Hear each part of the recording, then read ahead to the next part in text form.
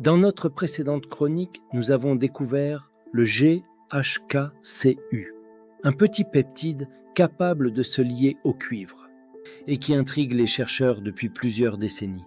Mais il existe un autre peptide au nom presque similaire. AHKCU, 3 acides aminés, un ion cuivre et une histoire scientifique très différente.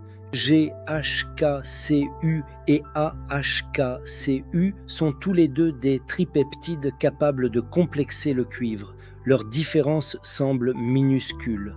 Dans le GHKCU, le premier acide aminé est la glycine. Dans l'AHKCU, c'est l'alanine, une modification extrêmement petite à l'échelle moléculaire qui suffit pourtant à donner à ces deux peptides des profils de recherche différents.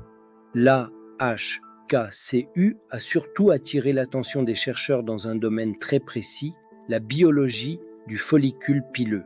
Les cellules situées dans la papille dermique jouent un rôle essentiel dans le fonctionnement et le cycle du follicule. Et c'est précisément sur ces cellules que l'AHKCU a été étudié. Dans une étude publiée en 2007 par une équipe de l'Université nationale de Séoul, des chercheurs ont étudié l'AHKCU sur des follicules pileux humains maintenus en culture. Ils ont observé une augmentation de l'élongation des follicules. Ils ont également constaté une stimulation de la prolifération des cellules de la papille dermique. Les chercheurs ont enfin étudié plusieurs marqueurs impliqués dans les mécanismes de survie cellulaire. Mais cette distinction est essentielle. Il s'agit principalement de résultats obtenus in vitro et ex vivo. Cela signifie qu'ils montrent une activité biologique intéressante, mais qu'ils ne démontrent pas, à eux seuls, qu'un traitement à base d'AHK cuivre ferait repousser les cheveux chez l'être humain.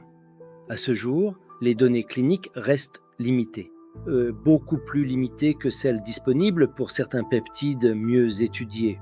C'est ce qui rend la science passionnante. Quelques acides aminés seulement peuvent constituer des signaux biologiques très différents. Entre une découverte en laboratoire et une application démontrée, il existe un long chemin. Nous continuerons à explorer ces molécules une par une, en distinguant toujours ce que la recherche suggère de ce qu'elle a réellement démontré. Abonnez-vous pour la suite. Chez Néo Vital, nous ne vous demandons pas de croire. Nous vous invitons à explorer.